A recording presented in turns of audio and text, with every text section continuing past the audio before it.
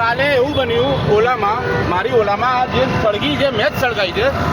કાલે હું, મારી વાઈફ અને મારો છોકરો ફટાકડાની ખરીદી કરીને કોજીથી અમે જતા હતા આપણે ગોળાઈ પુલ ઉપરથી, અને અમારો એક્સિડન્ટ કેવો થયો અને ક્યાં જો અમારે સદનસીબથી અમે બચી ગયા. મોટી બજાર નાની ગલીમાં અમે ઓનલી 5-10ની સ્પીડમાં હતા અને અચાનક સ્ટેરિંગ અલગ પડી ગયું અને ટાયર અલગ પડી ગયું. બંનેનું કનેક્શન ફેલ થઈ ગયું. ભગવાનની દયા હતી મારા ઉપર કે હું, મારી વાઈફ અને મારો 5 વર્ષનો છોકરો બચી ગયા. અને પછી અમે અહીંયા આવ્યા કે તો આ ઓલા તમે લઈ લો, કારણ કે આ સિંગલ જમ્પરવાળી છે, એમાં કમ્પ્લેન વધારે છે, મને ડબલ જમ્પરવાળી આપી દો. તો એમને મને ના પાડી અને એમને એટલા સુધી કીધું તમારે જે કરવું એ કરો. પછી અમે તો કોઈ મતલબ નહીં આ ગાડીનો. અત્યારે હું કુદરતી બચ્યો છું મારા નસીબથી કે હું, મારી વાઈફ ને મારો છોકરો બચ્યા છીએ. આ લૂંટીને આ લોકો રિપેર કરીને આપે ને અમે મરી જઈએ તો બસ. એટલે મેં આ મારી ઓલાનો નાશ કર્યો છે અને મારી ઈચ્છા શક્તિ અને હું ખુદ જિમ્મેદાર છું મારી ઓલા નાશ કરવા માટે. અને મહેરબાની કરીને કોઈ ઓલા ગાડી ના ખરીદતા.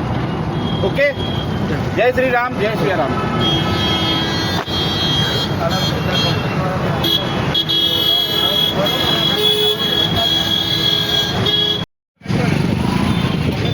મોકલી દઈએ કે યાર.